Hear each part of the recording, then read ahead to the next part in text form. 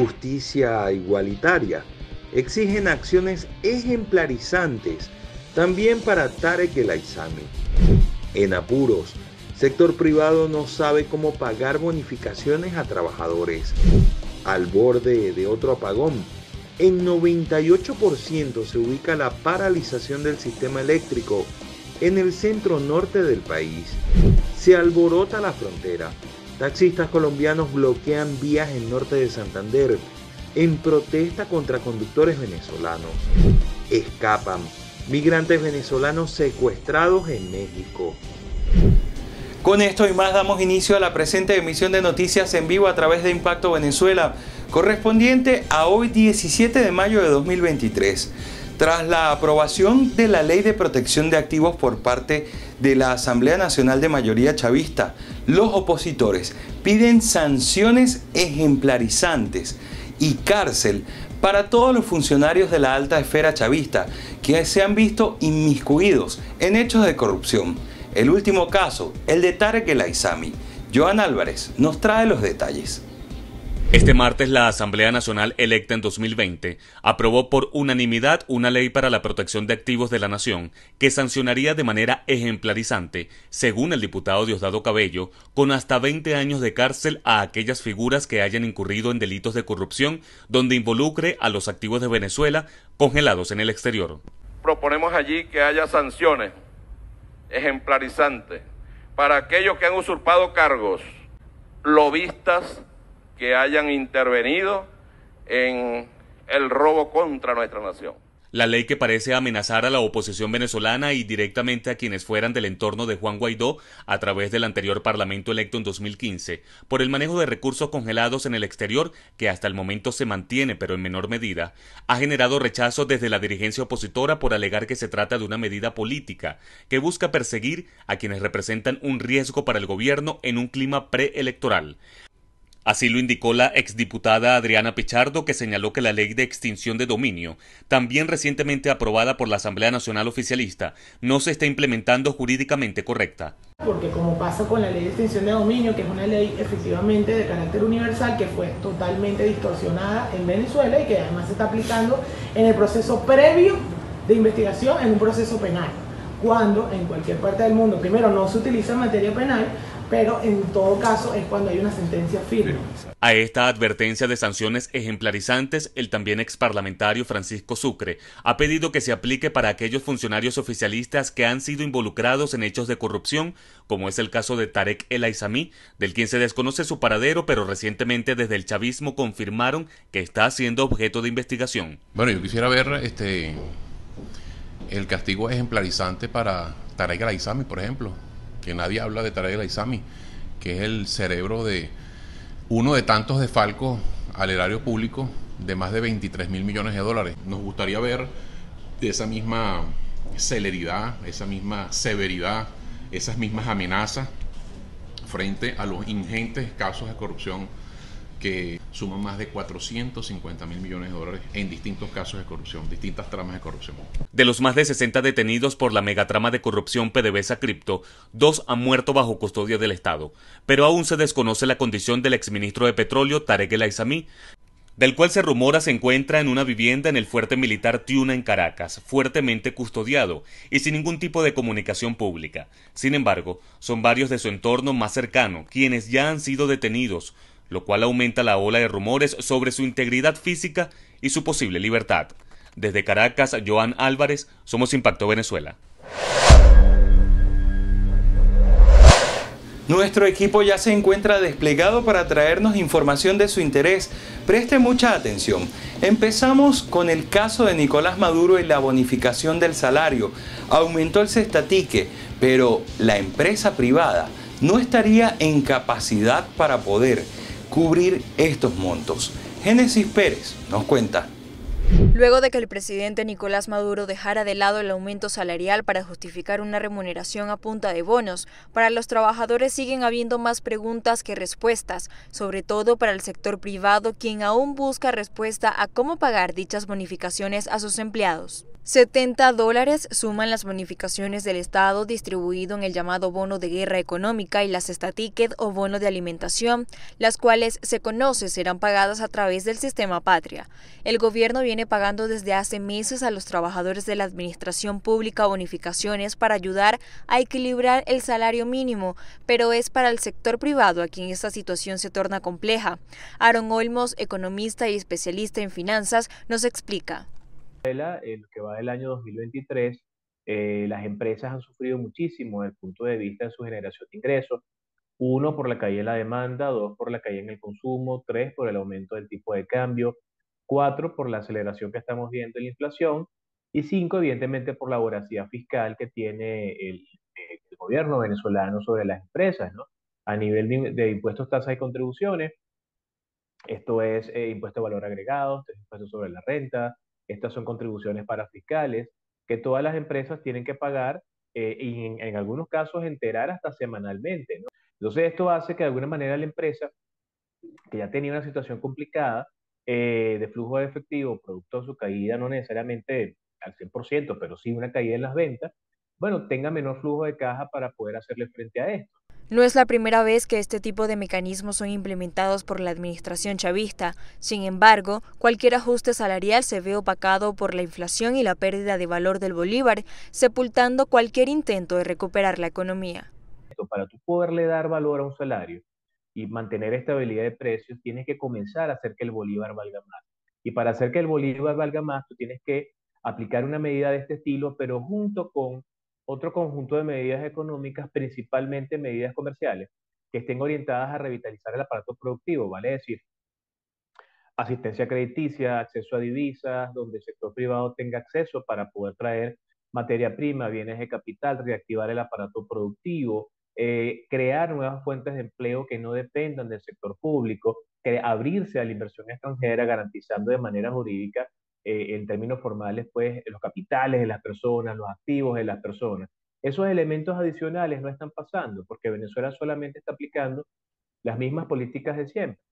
Actualmente el sueldo mínimo no alcanza los $6 para los trabajadores públicos, mientras que quienes trabajan en el sector privado alcanzan a medio subsistir con un sueldo un poco más alto que cada vez más se ve difícil de sostener para los empresarios. Informó para ustedes Génesis Pérez, somos Impacto Venezuela. El Colegio de Ingenieros del Estado Carabobo informó este miércoles que los cortes diarios y prolongados del servicio eléctrico obedecen al colapso del parque termoeléctrico. Acá en Carabobo estaríamos hablando de 6 plantas, de las cuales solo estarían operativas el 25% de una de ellas. Termo Carabobo, Termo Guacara, Planta Castillito, Planta del Este y la más importante, Planta Centro, con una capacidad instalada para generar 2.500 megavatios, hoy están en cero. Donde se está generando 70 megavatios es en la planta Pedro Camejo, donde ha instalado 300 megavatios y de los cuales se están generando 70 megavatios. Eso representa de los 3.700 megavatios de capacidad instalada en el estado, que representa una generación del 2%. Carabobo requiere para su funcionamiento 850 megavatios, de los cuales lamentablemente se están generando 70 megavatios. La paralización del parque térmico, según indican, obedece en gran parte a la falta de mantenimientos. Sin esta energía de respaldo, todo el país pasa a depender de la generación en Guri. Es el que tiene todo el fuerte de lo que se está ahorita generando, y si esa generación falla, la falla también todo el sistema como tal. Entonces, es por eso que una falla cualquiera en una de las líneas de 765 puede sacar 10, 15 estados de un solo golpe. Los representantes por el Colegio de Ingenieros agregan que desde 2008 han solicitado al Estado venezolano una inspección conjunta de todo el sistema eléctrico para evaluar y conseguir posibles soluciones. Sin embargo, dicen tener 15 años esperando esa respuesta. Sandino Ignacio Yaguares, somos Impacto Venezuela. Las fallas en las refinerías de Venezuela están afectando al sector productivo del país, y es que ahora escasean insumos y alimentos que no pueden ser trasladados desde el campo o desde los municipios foráneos hacia las grandes ciudades. La pesadilla continúa para los venezolanos y es que desde el empresario, el productor, el comerciante, el trabajador y hasta el consumidor siguen sin ver la luz al final del túnel con la escasez de combustible. Este problema está generando nuevamente la disminución de la actividad económica en el país. El gasoil no se ha terminado de normalizar totalmente y tú sabes que los abastecimientos vienen por camiones cuyo combustible es el gasoil. Entonces, bueno, eso del gasoil está grave. Ha retrasado un poco las rutas, el ruteo. Y el segundo trimestre del año ha sido muy cuesta arriba. El año comenzó difícil, se comenzó a recuperar. El mes de enero, el cálculo es que se vendió la mitad del mes de enero del año 2022. ¿Ok? Que fue un año de recuperación. Este año comenzó sumamente lento.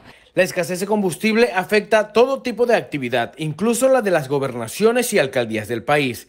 Rafael Ramírez, alcalde de Maracaibo, afirma que este problema ralentiza todo el trabajo que se intenta realizar en los municipios. Por lo menos en la capital zuliana se necesitan al menos 6.000 litros de gasoil a la semana para la movilización de la maquinaria de la alcaldía y solo le responden con 3.000 litros. Ahorita estamos ya en la papelería con PDVSA también para ver si tenemos nuestro propio depósito y con ese depósito nosotros poder garantizar las operaciones constantes. Ahorita no manejamos inventario porque necesitamos una permisología de PDVSA que estamos llenando ya, estamos cumpliendo con los requisitos que ellos nos pidieron en una reunión que hicimos hace 2 semanas. Debemos decir que en esa reunión ellos se mostraron receptivos a resolver, de ahí es que estamos llevando la documentación para poder cumplir con los pasos que ellos nos pidieron para surtirnos. La intermitencia en la distribución y venta de la gasolina y el gasoil representa un grave problema para todos los venezolanos. Más que estar ya acostumbrados, están molestos porque la administración de Nicolás Maduro no se propone en recuperar a la industria petrolera por estar culpando a las sanciones y a la oposición. La escasez de gasolina y de gasoil y la crisis eléctrica mantienen en jaque al sector productivo, comercial y agropecuario. Este último, porque toda su maquinaria está paralizada por la falta de gasoil, pero también los vehículos que utilizan para transportar el queso, la carne y la leche desde los centros de procesamiento hacia las grandes ciudades está totalmente parado. Edwin Prieto, Somos Impacto Venezuela.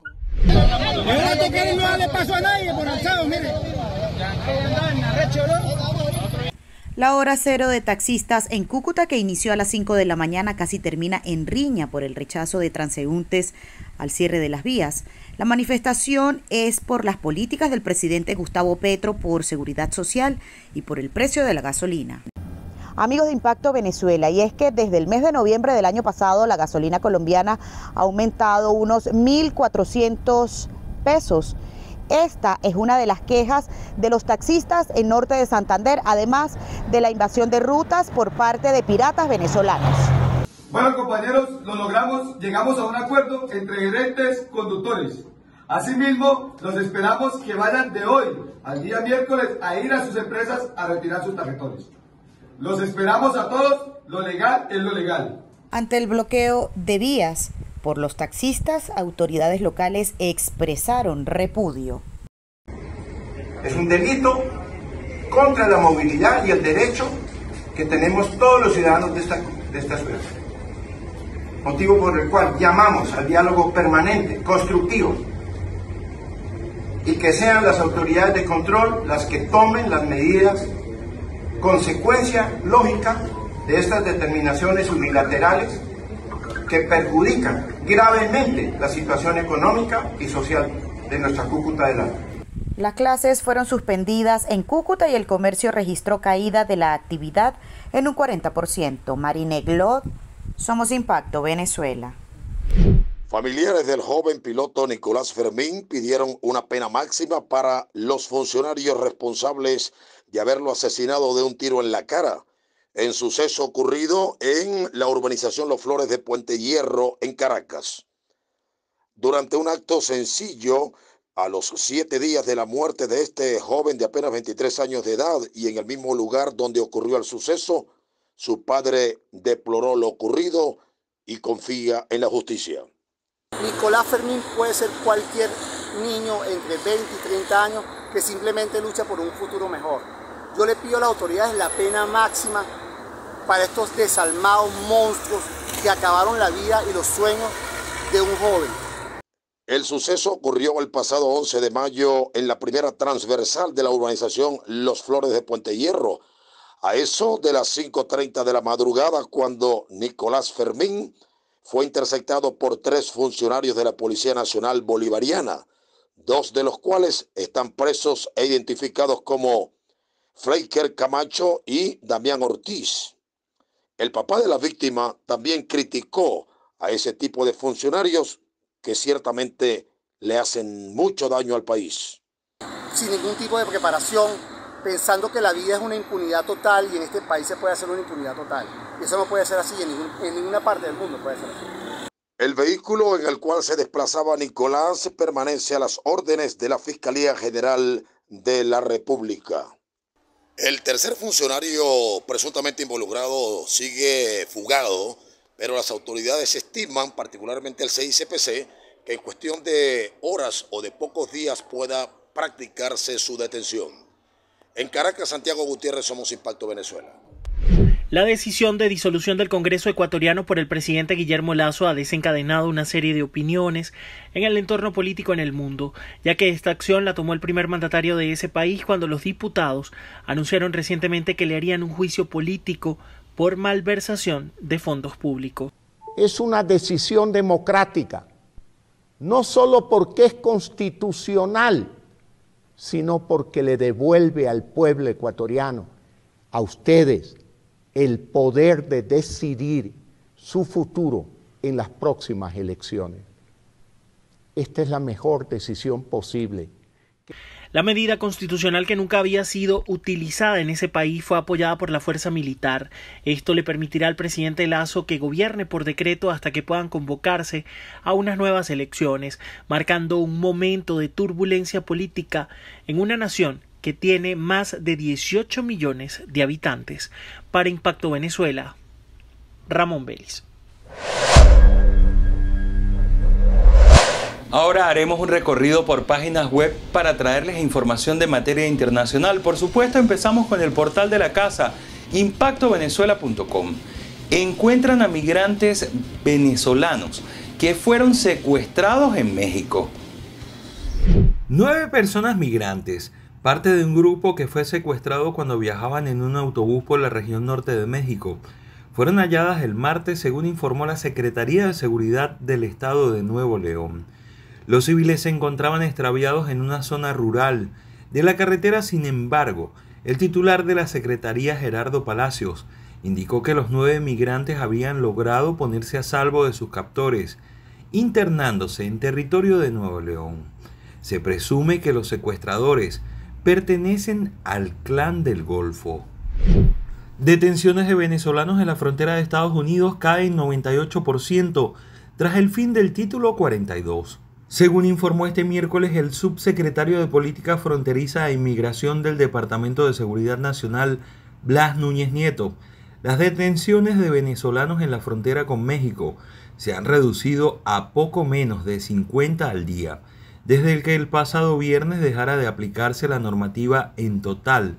Las autoridades fronterizas han registrado una disminución del número de cruces de migrantes de todas las nacionalidades, en más de 56%. Durante las últimas 2 jornadas, las detenciones han sido menos de 4.000 y cada día anteriormente eran casi 10.000 las detenciones por día. Brasil envía a miles de migrantes venezolanos a los estados ricos del sur del país. Se trata del programa de Internación de Brasil, que surgió en 2018 y consiste en trasladar a los migrantes a otras ciudades con mejores oportunidades económicas y laborales, especialmente en los estados considerados ricos del sur del país. El proyecto ha acogido a unos 100.000 de los 426.000 venezolanos que han emigrado a Brasil durante la crisis venezolana.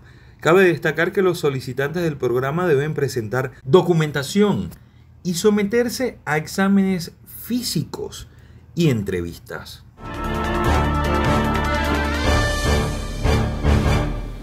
En nuestra sección En Contacto, la abogada especialista en migración Milagros Mejía nos habla sobre lo que pasa con el final del título 42 y la aplicación del nuevo título 8.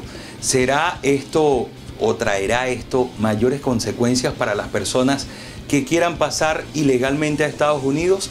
¿Qué repercusiones tiene el título 8? Esto y más a continuación.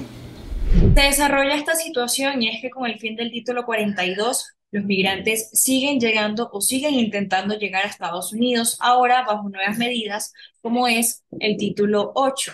¿Cómo termina esta nueva medida migratoria afectando la llegada de los migrantes a Estados Unidos? Realmente, ahora las medidas para solicitar asilo antes de tratar de cruzar la frontera, porque ahora para solicitar asilo las entrevistas serán más rigurosas, en parte, además de que si una persona trató de ingresar anteriormente, ya no va a calificar para solicitar asilo en un puerto de entrada o frontera.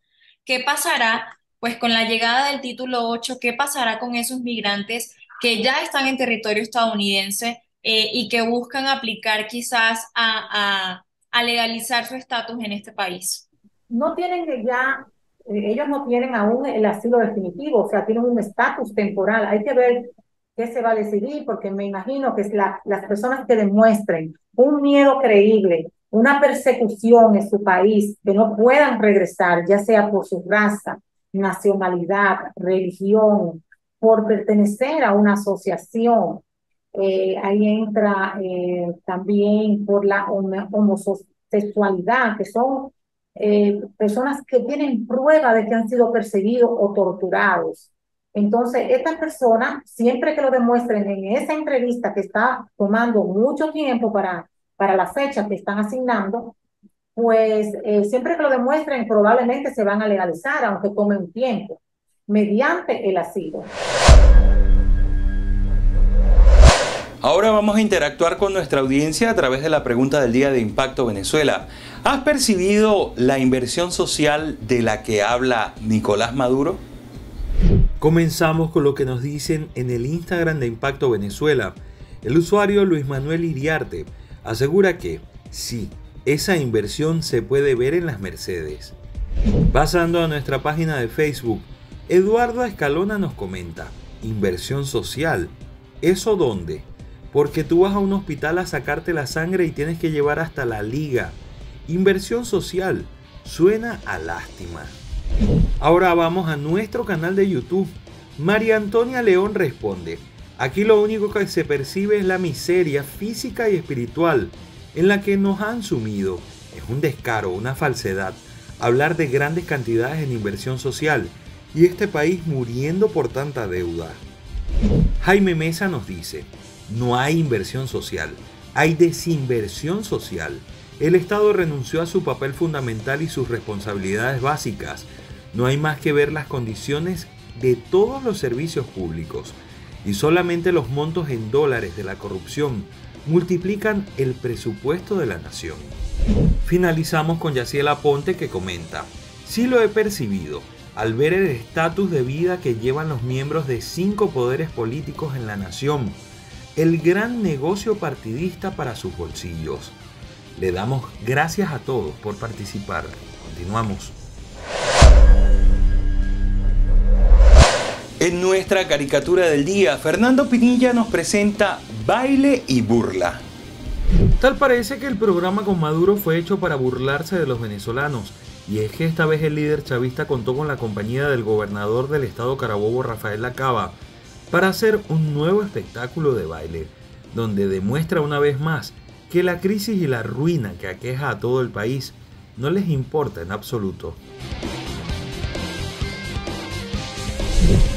De esta manera llegamos al final de la presente emisión de noticias en vivo a través de Impacto Venezuela. Los invitamos a visitar impactovenezuela.com y por supuesto a seguir nuestras redes sociales.